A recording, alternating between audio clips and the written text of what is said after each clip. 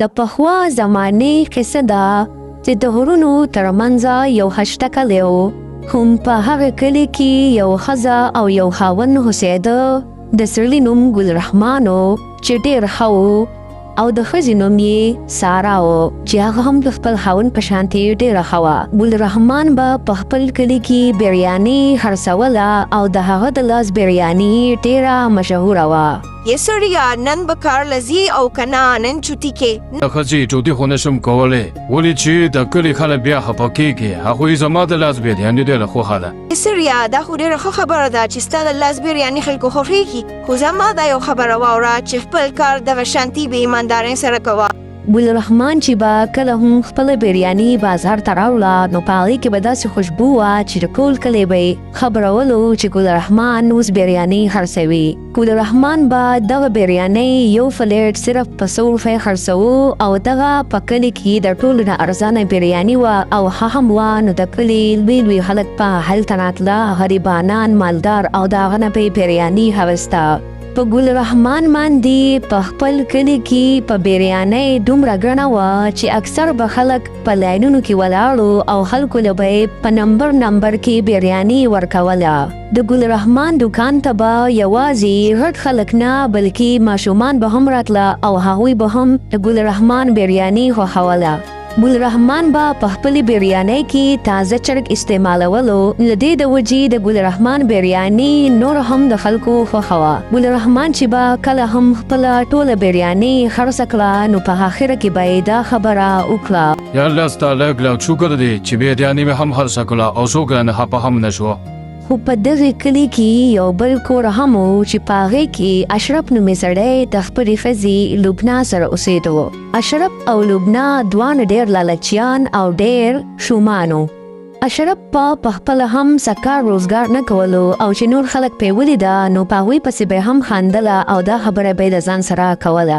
ته اوس دې ظالمانو ته وګوره ځان یې په سخته کړی دی او کار روزګار کوي خو زما په شان یو سیټ ته کښېنئ او د ژوند نه خوندونه والئ. دې ظالمانو ته وګوره دوی هم راغلي دي چې پیسې وګټي او ځان له غټې بنګلې جوړې کړي. همدغه شانتي اشرف په روزانه په خلکو پورې ټوکې ټکاړې کولې او په هغې پسې به یې ډېر خندل. یې سړیه ته ګلرحمان ته ورشه وګوره هغه خپل کاروبار کوي او ځان له په هغې باندې روزي پیدا کوي او ته دغه شانتي ناست یې. یا ښځې ګلرحمان د وخت نه دغه کاروبار کوي او دغه بریاني خرڅوي نو ځکه هغه دومره پیسې ګټي. یې سړیه ته خو ډېر ښه موکلی خو د هغه نه طریقې زده کړه او ته هم باید دغه شانتي بریاني خرڅوه. یاره ښځې تا په اول ځل باندې ډېره د پیدې خبره وکړه زه به کې سوچ وکړم. او هم بیا په سبا باندې اشرف او د هغه ښځه لبنا دواړه بازار ته راشي. اول خو د ګلرحمان دکان ته لاړ شي او دواړه بریاني وخوري. ډېره خوندوره بریاني وي او هم د هغې نه پس اشرف بیا د یو ګاډۍ د شاته ودرېږي چې اوس چې د زده کړي چې ګلرحمان څنګه بریاني تیاروي او هم بل طرف ته په اشرف او د هغه په ښځې باندې هلته ماښام هم شي خو اشرف د ګلرحمان کار ته ډېر په شوق سره ګوري چې د هغه نه د بریانۍ چل زده کړي. یا ښځې دا خو دا د ماسوتن شو خو ګلرحمان خو نوې بریاني تیاره نه کړه.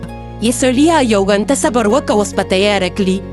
خو بل طرف ته چې ګلرحمان خپله ټوله بریاني خرڅه کړي نو د خپل دکان ور رابند کړي او د کور په طرف روان شي او بیا په سبا باندې اشرف د خپلې ښځې سره دا خبره وکړي. یا ښځې تا خو پرون ما نه ټول ټایم خراب کړی و خو نن به زه ګلرحمان ته ووایم چې ما د طریقې زده کړي هغه ډېر ښه سړی دی کیدای شي ما ته طریقه وښیي د بریانۍ. او هم بیا اشرف راشي او د ګلرحمان د دکان خواته ودرېږي په هغه باندې ډېره ګڼه وي. اشرف ډېر هوښیار وي نو اول د ګلرحمان نه بریاني وخوري او بیا د ګلرحمان خواته راشي او دا خبره ورته وکړي. یاره ګلرحمانه که خفه کېږې نو ما ته هم دا طریقه وښیه زه به هم دغه شانتې دا بریاني ځان له خرڅوم خپل کاروبار به روان کړم ډېر غریب یم. خو ګلرحمان د زړه نه ډېر ښه وي نو اشرف ته ټوله طریقه د بریانۍ وښیي او هم بیا اشرف د ګلرحمان د دکان نه را روان شي او ډېر خوشحاله وي او هم بیا چې کله کور ته راشي نو خپلې ښځې ته ټوله خبره دغه وکړي. یا ښځې د بریانۍ ټوله طریقه ما د ګلرحمان نه زده کړه د سبا نه به زه هم دغه شانتې بازار ته ځم او بریاني به خرڅوم. او هم بیا په سبا سهار باندې اشرف هم راغلی وي، د ځان سره یې هغه سامان راوړی وي کوم چې هغه ته ګلرحمان یاد کړی وي. اشرف ډېر خوشحاله هم وي ولې چې هغه ته ټوله طریقه ګلرحمان ښوولی وي او هغه اوس هغه شانتې بریاني پخولی شي. او بیا چې کله اشرف دغه پخلی کوي د بریانۍ، نو د دې خوشبو د ډېر لرې پورې لاړ شي او د کلي خلکو ته چې دا پته هم ولګي چې اشرف د ګلرحمان د بریانۍ په شان بریاني تیاروي، نو د هغه نه هم اخلي. د کلي خلکو به د ګلرحمان نه هم بریاني اخیسته او د اشرف نه هم د دې دواړو به دغه یو ریټ چلېدو چې هغه به 100 روپۍ پلیټ و. همدغه شانتي وخت تېرېږي چې په منځ کې 3 کاله تېر شي. هم اوس 3 کاله پس اشرف د خپلې ښځې سره ناست دی چې ورته دا خبره وکړي. یاره ښځې، زه اوس د ګلرحمان په شان په 100 روپۍ پلیټ نشم خرڅولی. زه ویم چې د هغه نه هم ارزان خرڅ کړم چې ما ته ټول کاک راوړي. یې سړیا په دې به بیا خبره وکړو. ته اول ځنګل ته لاړ شه او څه لرګي مرګي راوړه، ځکه چې لرګي بیخي نشته. سبا پخلی به بیا په سماندي کوو. او هم د هغې نه پس اشرف د ځنګل په طرف روان شي چې لاړ شي ځنګل نه لرګي راوړي او په هغې باندې بیا خپل پخلی وکړي. اشرف په ځنګل کې روان وي چې د یو ونې سره ودرېږي چې هلته ډېر شي مارغان په یو ونې کې ناست وي. اشرف چې دغې کارغانو ته وګوري نو په ذهن کې عجیبه سوچ راشي او دا خبره د ځان سره وکړي. دا کارغان که زه په بریانۍ کې ارتوم د چرګ پسې او دغه شانتي بریاني خرڅوم نو ارزانه به هم وي او زه به ګټه هم ډېره کوم. او هم بیا اشرف کارغانو ته دام خور کړي چې په هغې کې څه کارغان ونیسي او ډېر خوشحاله شي. او هم بیا چې کله اشرف بریاني پخوي نو په هغې کې د چرګ په ځای د کارغه غوښه وارته وي. او هم بیا چې کله اشرف هغه بریاني بازار ته ویسي نو په 50 روپۍ پلیټ خرڅوي او هغه ته اوس ډېره ګڼه وي. او هم بل طرف ته د ګلرحمان سره هغه پلیټ د بریانۍ په 100 روپۍ وي، نو د هغه نه اوس څوک هغه شان بریاني نه اخلي. او هم اوس د کلي ټول خلک د اشرف نه دغه بریاني اخلي او د ګلرحمان نه هغه شانتي بریاني نه اخلي. او هم بیا چې ګلرحمان هم خبر شي چې اشرف ډېره ارزانه بریاني خرڅوي، هغه هم په 50 روپۍ پلیټ بریاني، نو د ځان سره دا خبره وکړي. په 50 روپۍ پلیټ خو دا بریاني وعده نه کوي، خو اشرف دا څنګه په 50 روپۍ پلیټ خرڅوي. هم بیا ګلرحمان د ځان سره دا فیصله وکړي او دا خبره وکړي. زه به نن ماسوتن د اشرف کور ته لاړ شم او دا ټوله خبره به ورته وکړم، که هغه ماته څه طریقه وښیي نو ډېره به ښه وي. او هم بیا چې کله ماسوتن شي نو ګلرحمان د اشرف د کور په طرف روان شي چې د هغه نه ټوله پوښتنه وکړي.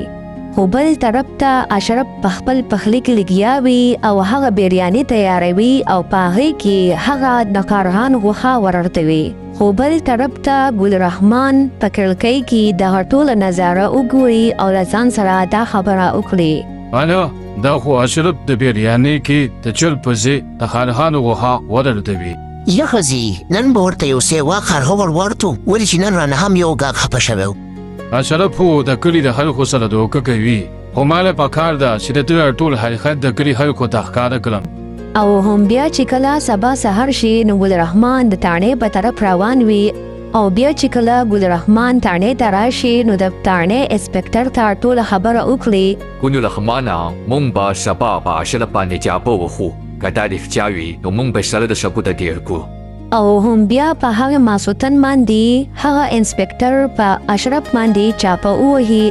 او هم بیا هغه انسپکټر اشرف سره د ثبوت گیر کړي چې اشرف د کارغانو غوښه په بریانۍ کې استعمالوي. او هم بیا اشرف او د اشرف ښځې ته خپله سزا میلو شي. او بل طرف ته د ګلرحمان کاروبار واپس روان شي او خلک واپس د ګلرحمان نه ډېر په مینه سره بریاني اخلي. نو زما خوږو ماشومانو، که تاسو هم زموږ په چینل باندې نوي یې نو زموږ چینل ورسره سبسکرایب کړئ، دا ویډیو لایک کړئ او یو ښکلی کمنټ وکړئ. ستاسو د مینې یو جهان مننه.